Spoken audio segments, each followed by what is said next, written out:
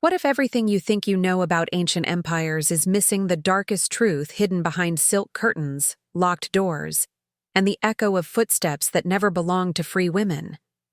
What if the true engine that kept palaces functioning was not gold, strategy, or imperial brilliance, but the silent suffering of enslaved women whose lives were erased from official history? When you step into this world, you begin to understand that what happened to palace slaves was not simply cruelty, but a system designed to break identity, shape obedience, and turn human beings into instruments of power. And here is the unsettling part. The generals who enforced order across entire empires were themselves shocked by what they found happening inside the walls they were sworn to protect. This is where the narrative shatters the romantic image of imperial courts. The same palaces often portrayed as centers of art, culture, and refined life were, in truth, built over layers of brutality, inflicted on women who never chose to be there. They were inspected, categorized, trained, and monitored with a precision that reveals one thing. These institutions saw the female body not as a life, but as a resource to be controlled. Once you realize this, every tapestry, every banquet, and every triumphal celebration feels different, because behind each one there was a woman whose voice was stolen long before her name disappeared from the record. The key to understanding this hidden reality lies in confronting the mechanisms of domination that shaped these environments. For many palace slaves, survival meant silence, compliance, and an ability to anticipate the demands of those who owned them. Every gesture, every mistake, every perceived flaw could trigger consequences that were never written down, but were deeply feared. And yet, their presence was essential, their work indispensable, and their suffering deliberately concealed to maintain the illusion of imperial perfection. Before we go any further, I want you to reflect on something. Have you ever wondered how many stories like these were buried simply because they disturbed the image that history wanted to preserve? If this opening has already challenged the way you imagine ancient palaces, leave a comment sharing your impression or even your own experience with discovering hidden sides of history. Do not forget to like this video and check if you are already subscribed to the channel, because what you are about to uncover may change the way you see the ancient world forever, and your engagement helps this investigation reach more people. Now, as we move forward, pay attention to how this system expanded deeper than anyone dared to admit, shaping lives in ways that still echo today, waiting to be understood. The story continues long before these women ever stepped inside the palace walls. Their fate was often sealed in moments they never controlled, during raids, in markets, inside impoverished households pressured by debt, or through political deals where daughters became bargaining pieces. The selection of palace slaves did not happen by chance. It was a calculated process meant to identify girls and young women who could be molded into silent tools of service, loyalty, and submission. Families who lost their daughters to this system rarely saw them again, and those who were taken during conflicts became immediate property of the state, their identities erased the moment they crossed the threshold of imperial authority. Age, appearance, physical condition, and even temperament were assessed with an almost clinical coldness. Some were taken for domestic roles, others for ceremonial duties, while a select few were reserved for positions closer to the ruling elite, where expectations were heavier and the scrutiny was unforgiving. What made the process particularly disturbing was the illusion of elevation. Being chosen for palace service was sometimes portrayed as an honor, a path to stability or refinement. But behind this facade was an unspoken truth. These women were chosen precisely because they lacked power. Their silence made them valuable. Their vulnerability made them useful. Once selected, they were transported to the palace in ways designed to sever their ties with the outside world. Journeys could last days or weeks, each step reinforcing the reality that there was no return. Upon arrival, they were presented not as people beginning a new life, but as resources to be processed. Their names were often changed, their previous identities treated as irrelevant, and their futures drafted by those who viewed them as parts of a machine rather than human beings with memories, fears, or dreams. This was the first layer of their transformation, a psychological restructuring that stripped away any sense of autonomy. For many, the most haunting part of this stage was the uncertainty. They did not know their role, their purpose, or the expectations placed on them. Rumors circulated among newcomers, whispering stories about the rooms they might enter, the overseers they might encounter, and the rules they would be forced to obey. This climate of uncertainty served a purpose. Fear ensured compliance long before physical punishment was ever required.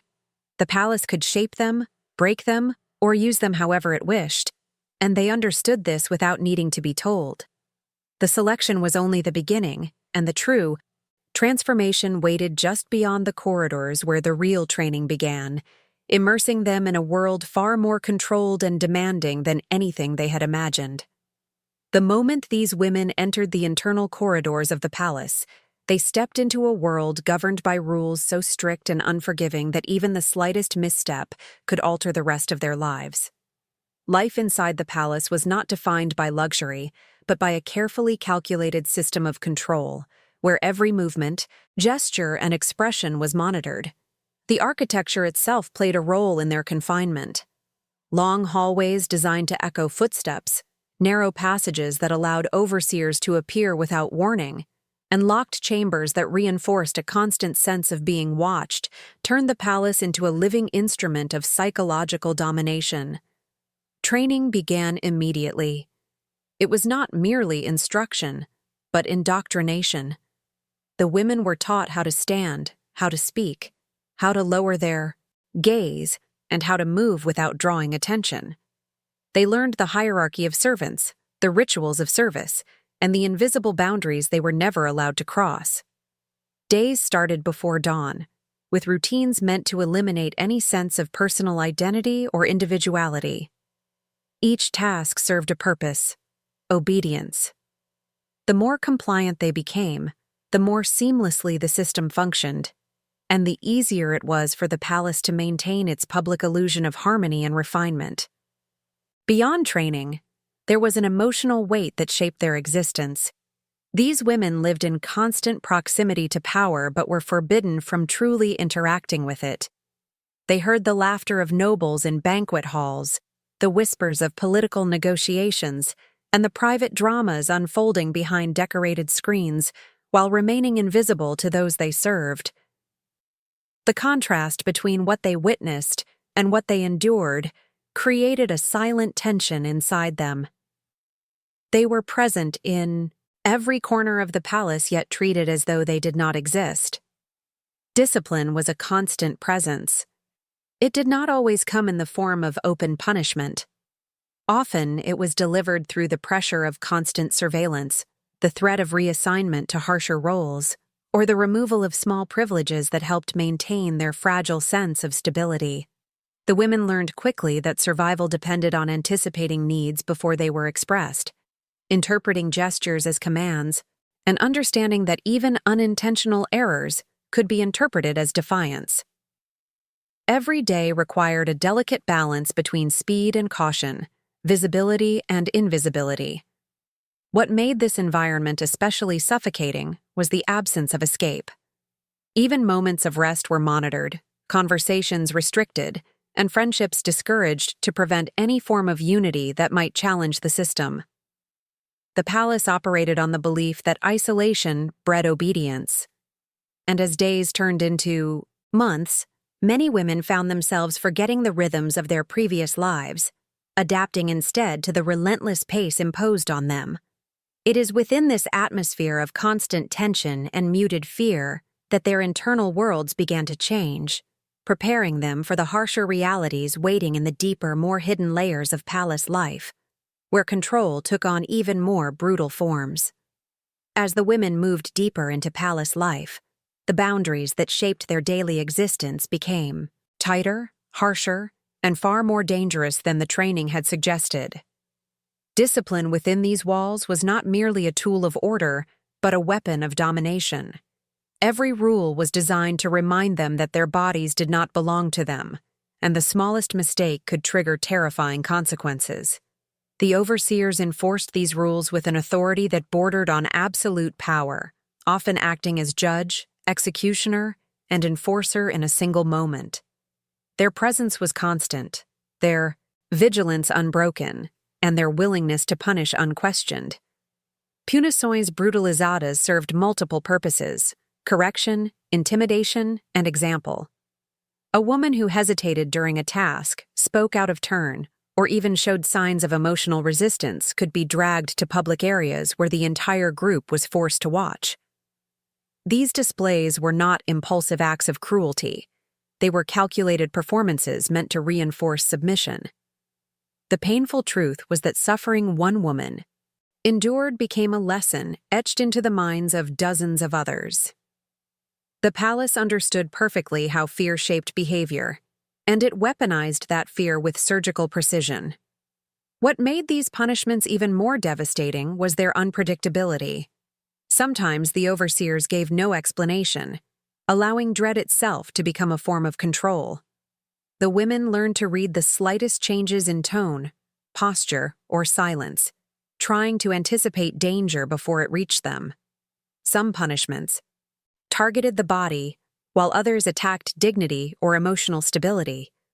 Solitary confinement in dark rooms, deprivation of rest, or forced tasks designed to humiliate left wounds that did not fade even with time. These tactics ensured that the women never felt safe, even during the rare moments when the corridors went quiet. For those assigned to roles closer to the imperial family or high-ranking officials, the stakes were even higher. Errors in ceremonial duties or mishandling delicate objects could lead to harsher consequences, as leaders demanded perfection to maintain their public image. The women learned quickly that appearing flawless was not a skill, but a necessity. The palace did not tolerate weakness, and the overseers made sure every slave understood that their survival depended on constant vigilance and unbroken compliance. Despite this environment, whispers still managed to circulate, passing from one woman to another during fleeting opportunities. Stories of especially severe punishments traveled through the halls like shadows, intensifying fear and reinforcing obedience. But these stories also created an unspoken bond among the women, a fragile sense of shared suffering that defied the palace's attempts to isolate them completely. Even so, unity was dangerous, and any sign of alliance could itself become a reason for punishment, making every connection both precious and perilous. If you have ever felt that history often hides the most painful truths, share your thoughts in the comments. Tell me which part of this hidden reality resonates with you so far, and let your perspective add to this discussion as we continue to uncover what was never meant to be remembered.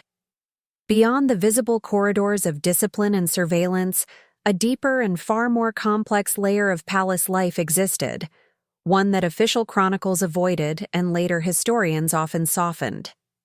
The most disturbing part of this system was not only the punishments, but the abuses woven into the daily structure of power.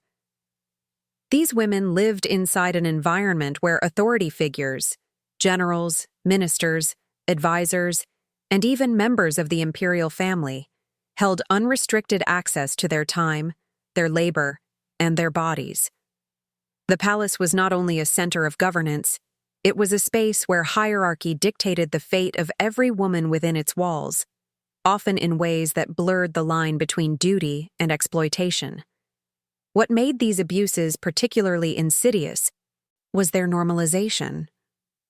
They did not always appear as violent outbursts or obvious assaults. Many were disguised as commands, expectations, or rituals of service. A woman could be summoned at any hour, under any pretext, and compliance was not only expected, but enforced through layers of tradition and intimidation. The palace culture taught the enslaved women that refusal was unthinkable, and resistance was nearly always punished with consequences so severe that word of them traveled quietly. among those still hoping to avoid the same fate. Higher-ranking officials contributed significantly to this system, often treating the women as resources supporting their status within the imperial hierarchy. When a general or minister demanded the presence of a particular slave, the overseers facilitated it without question. These interactions were rarely recorded, for the palace had perfected the art of hiding its own shadows. Rooms that never appeared on official maps, corridors that connected restricted chambers, and private quarters guarded by silence all contributed to a network designed to conceal whatever the powerful wished to keep away from public scrutiny. One of the cruelest aspects of this environment was the emotional confusion it created. Some women were subjected to cycles of attention, exploitation, and dismissal, each stage designed to reinforce dependency and ensure compliance. Others were treated with calculated coldness, receiving commands with no acknowledgement of their humanity. There was no predictable pattern, making it impossible for them to develop strategies to protect themselves. This unpredictability became another method of domination, keeping the women constantly unsure of where danger might come from. And yet, even within this oppressive system, some individuals attempted to manipulate the structure for their own survival. Those who managed to gain the temporary favor of influential figures sometimes used it to secure slightly safer positions or reduce the harshness of their daily workload. But these advantages were fragile, often disappearing without warning. A shift in politics, a moment of displeasure, or even a change in palace leadership could instantly transform protection into vulnerability. No woman, regardless of circumstance, was ever truly safe. As these patterns of abuse unfolded behind sealed doors and guarded halls, the palace perfected the illusion of order and refinement. Outsiders saw harmony, elegance, and sophistication, never realizing that the foundation of this grandeur was built upon the suffering of women whose stories were intentionally erased. And while the system thrived on silence, it also relied on the fear that any attempt to reveal the truth would be met with consequences far worse than the abuse itself, ensuring that this hidden world remained buried beneath the polished exterior of imperial power. The palace did not rely solely on fear to maintain control. It relied on erasure. A vast and intricate system of silencing ensured that the experiences of enslaved women never reached the outside world, and rarely survived even within the palace itself.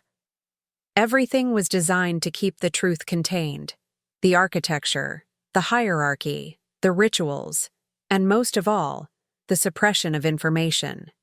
Abuse, cruelty, and exploitation were not merely unreported. They were deliberately dissolved into silence. The empire understood that its image of order depended on burying the voices of those who endured its darkest mechanisms. Official records were curated with surgical precision. Scribes documented ceremonies, victories, and imperial decrees, but they were trained to omit anything that tarnished the reputation of the ruling class. The daily lives of the women who sustained the palace's functioning were treated as irrelevant, and their suffering was seen as an inconvenience to the narrative of imperial greatness. When rare incidents of excessive violence reached formal attention, they were dismissed as isolated events, attributed to the actions of a single overseer rather than symptoms of a system built on exploitation. Witnesses who dared to speak risked severe consequences. Even low-ranking male attendants or guards, who occasionally observed abuses in restricted areas, quickly learned that repeating what they saw could cost them their positions, their safety, or even their lives. The palace operated under an unspoken rule: protect the image of the empire at all costs. No matter how disturbing the truth, the hierarchy demanded loyalty to silence. This expectation extended to every individual connected to palace life, creating a culture where complicity became instinctive and self-preservation depended on forgetting the suffering occurring just steps away. At the heart of this silencing machine was a psychological strategy that targeted the enslaved women themselves. They were taught to believe that their experiences were unworthy of remembrance. Their names were changed, their origins erased, and their identities replaced by titles linked solely to their functions. Without a past or even the hope of a future, it became easier for the palace to treat them as shadows rather than people. The more fragmented their sense of self became, the easier it was to ensure that no story survived long enough to challenge the empire's carefully crafted image. Some women attempted to resist this erasure in small ways: whispered memories shared late at night, symbols scratched into wooden beams, fragments of songs from their homelands hummed quietly during moments of labor. These traces were fragile, constantly at risk of being noticed and destroyed. Overseers inspected private quarters, confiscated objects, and punished women for any sign of personal expression. The system understood that identity was a form of power, and stripping it away was essential to maintaining control. Even more troubling was the destruction of physical evidence. Rooms were cleaned meticulously after violent incidents, and any object connected to punishment or abuse was removed before outsiders could enter. Written complaints, if they ever existed, were burned. Testimonies vanished. Bodies of women who did not survive the brutality were often buried anonymously or disposed of through methods that ensured no trace could be linked back to the palace. It was an environment where truth was not only suppressed, but systematically erased, leaving behind a silence so complete that future generations would struggle to imagine the reality concealed beneath the empire's polished legacy. And yet, despite this monumental machinery of silence, fragments of these hidden worlds survived, carried forward in stories whispered by those who witnessed more than they were allowed to admit, forming the faint echoes that still haunt the darker corners of imperial history. Even with the palace's relentless efforts to silence every trace of suffering, some stories were too brutal, too visceral, and too disruptive to remain contained. These were the episodes that slipped through the cracks of secrecy and reached the ears of generals, men accustomed to the violence of war, yet still stunned by the cruelty unfolding within the very heart of the empire they served. What emerged from these hidden corridors were incidents so disturbing that even those hardened by battle struggled to comprehend how such horrors could be inflicted on unarmed women in the name of discipline, order, or imperial pride. These cases often began with an accusation, usually trivial, sometimes fabricated, and occasionally rooted in the paranoia that permeated palace life. A misplaced object, a misunderstood gesture, or even a moment of hesitation could ignite suspicion. What followed was no investigation, no opportunity for defense, and no appeal. Instead, the accused woman would be seized and taken to restricted chambers, where punishment escalated into spectacle. The goal was no longer correction, but annihilation of spirit, a demonstration of power so extreme that it left even the palace staff uneasy and fearful. One particularly haunting pattern involved coordinated punishments carried out by multiple overseers. These events combined physical torment, psychological humiliation, and ritualistic cruelty, transforming the victim into a silent warning to anyone who dared defy the palace order. Generals who witnessed traces of these incidents, bruises concealed under garments, whispered accounts from terrified attendants, or crude attempts to dispose of evidence, found themselves confronting a reality far more disturbing than anything recorded in official doctrine. They understood warfare, but this was something different: violence without necessity, inflicted on those who could not fight back. What made these episodes even more shocking was the reaction of the palace leadership. Instead of investigating or condemning the brutality, they treated it as an internal matter beneath the concern of military authority. When generals raised questions, they were met with polite dismissal or veiled warnings. The message was clear: the palace was its own domain, operating under rules that even the empire's most powerful soldiers were expected to respect without inquiry. The cruelty inflicted on enslaved women was not considered a crime, but an administrative tool, a means of ensuring compliance and eliminating anyone who threatened the fragile balance of control. Despite the suppression, these stories persisted because they were unforgettable.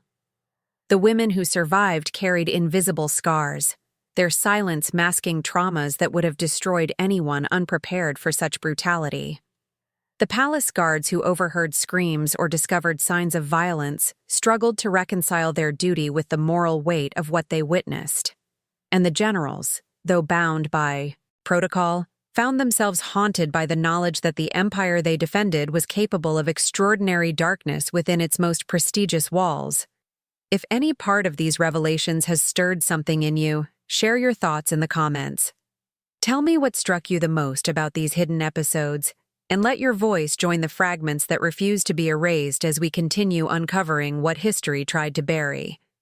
What often remains hidden in the shadows of palace history is the complex role played not only by men in power, but also by the women who occupied positions of influence. The wives, concubines, and female relatives of high-ranking officials were far from passive observers. Many of them wielded authority that extended deep into the palace hierarchy, and their actions shaped the fate of enslaved women as much as any decree issued by generals or ministers. While some may imagine these elite women as victims of the same patriarchal system, the truth is far more layered.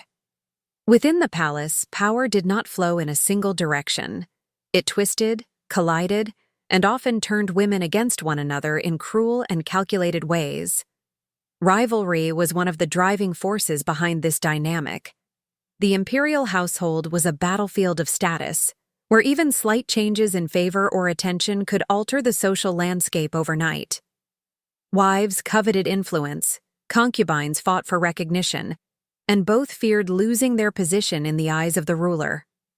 In this volatile environment, enslaved women were frequently caught in the crossfire. They became scapegoats for jealousy, tools for manipulation, or targets of retaliation. An innocent interaction with a high-ranking official could spark suspicion, leading to punishments inflicted not by overseers, but by the very women who controlled the inner court. These punishments differed from the brutality enforced by male supervisors. They were often more subtle, psychologically targeted, and crafted to dismantle dignity rather than merely inflict pain. Some elite women ordered grueling tasks meant to exhaust or shame the slaves they disliked. Others used their authority to isolate specific women, manipulating their roles or living spaces to exert emotional pressure.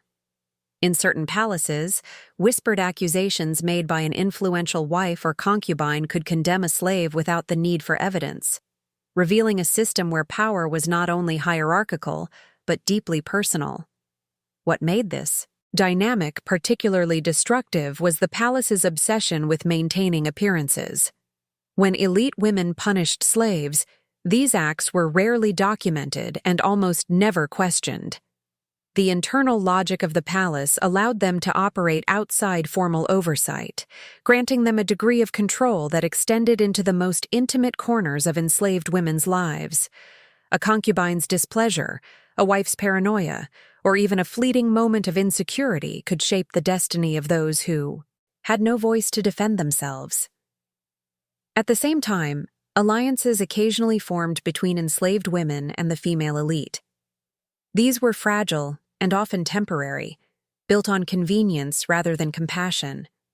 A concubine might favor a particular slave for her loyalty or skill, offering protection in exchange for unwavering service. But such alliances were double-edged.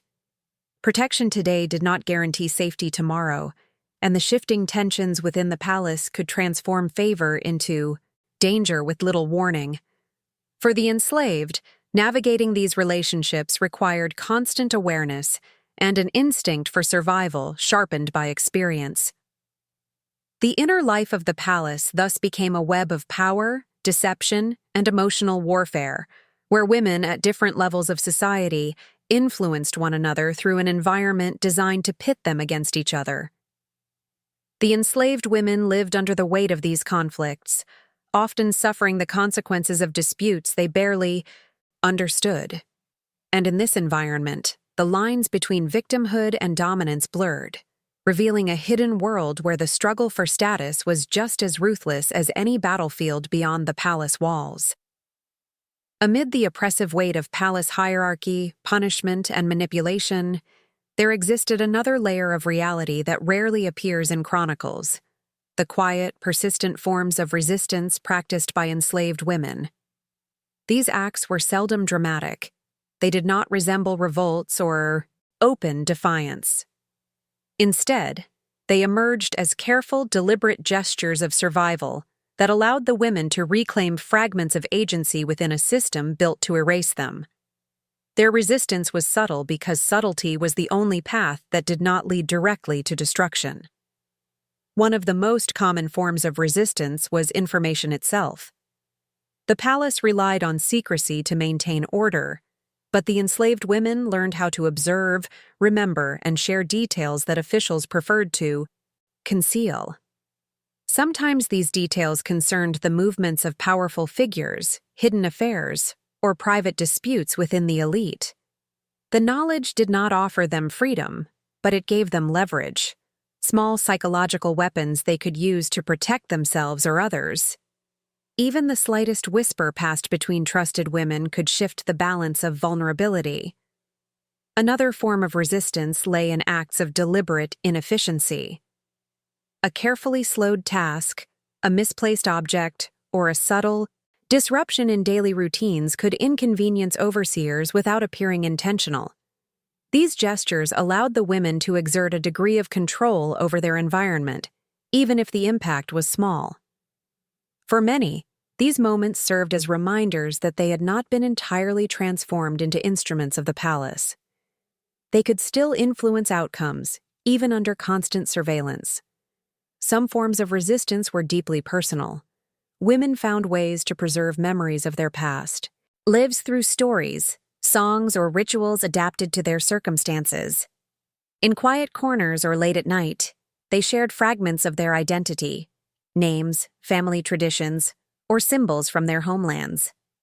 These exchanges strengthened the fragile bonds that the palace worked so hard to sever. A whispered lullaby, a familiar gesture, or the secret tracing of a homeland pattern onto fabric could reignite a sense of self that punishment and isolation had tried to extinguish. There were also cases where women protected one another through coordinated alert systems. A glance, a cough, or a small shift in posture could warn others that an overseer was approaching or that danger was near. These tiny signals, imperceptible to guards, formed an underground network of solidarity that helped the women anticipate threats. The palace aimed to isolate them, but this quiet communication offered a lifeline, proof that, even stripped of rights, they still possessed the ability to watch over one another. In rare but powerful instances, resistance took the form of sabotage. A damaged object, an interrupted procedure, or a ritual disrupted at a crucial moment could embarrass or frustrate officials, revealing cracks in the palace's carefully controlled system. These acts were dangerous, yet for some women, the risk was outweighed by the need to assert their existence in a world determined to ignore it.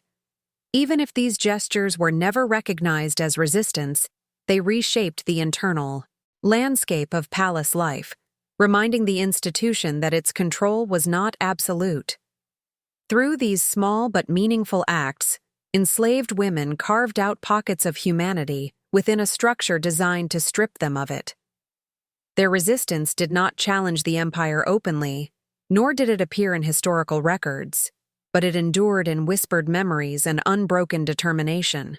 And as this hidden world continued to evolve, it set the stage for the final layer of truth, the part most aggressively buried by those who wrote the official story. The deeper one explores the silent corridors of palace life, the clearer it becomes that the suffering of enslaved women was not an accident of history or a series of isolated incidents. It was a structure, a system crafted with intention, maintained through fear, and protected by those who benefited from its silence. The empire understood that its grandeur depended not only on military victories and political alliances, but also on the invisible labor of women whose existence was never meant to leave a trace. Their stories did not disappear because they lacked importance. They disappeared because those in power made sure they would. When fragments of these hidden truths survived, they did so by slipping through the cracks of secrecy. A passing remark from a soldier disturbed by what he witnessed, a fragment of oral tradition carried through generations, or an anecdote uncovered in an overlooked manuscript offered glimpses into a reality carefully buried under centuries of narrative control. These small pieces form a mosaic of suffering, resilience, and humanity that challenges the polished image of imperial power. They reveal a truth the palaces worked endlessly to erase. Behind every display of wealth and authority stood women whose lives were shaped by coercion, manipulation, and systemic violence. Yet within this darkness, there remains a quiet strength that history could not entirely extinguish. The enslaved, women of the palaces endured trauma that would have broken most people, yet they continued to find ways to preserve identity, connection, and meaning. Their subtle acts of resistance, whispered stories, and protected memories allowed pieces of their humanity to survive where everything else was stripped away. And in the rare instances where their suffering surfaced, it forced future generations to confront the cost of imperial glory with a more honest and unflinching gaze. Understanding these stories reshapes the way we interpret ancient power. It reveals that empires do not rise on ideals alone, but on the human lives hidden beneath their foundations. Acknowledging this does not weaken history. It deepens it, reminding us that the past is not only made of rulers and victories, but also of voices long suppressed. And as we continue uncovering these buried truths, we give space to those who were denied the right to speak for themselves. If you stayed with me until this final moment, leave a comment saying, "I am still here to show that these forgotten voices reached you." And if this journey brought value to the way you understand the ancient world, consider subscribing so you can continue exploring these hidden histories with me. You can also leave a like if you felt connected to this narrative. It helps keep these stories alive and encourages more investigations like this one. There is another video waiting for you right beside this one, diving even deeper into the shadows of the past. Click and continue the journey with me, letting these echoes guide you into what history tried so hard to hide.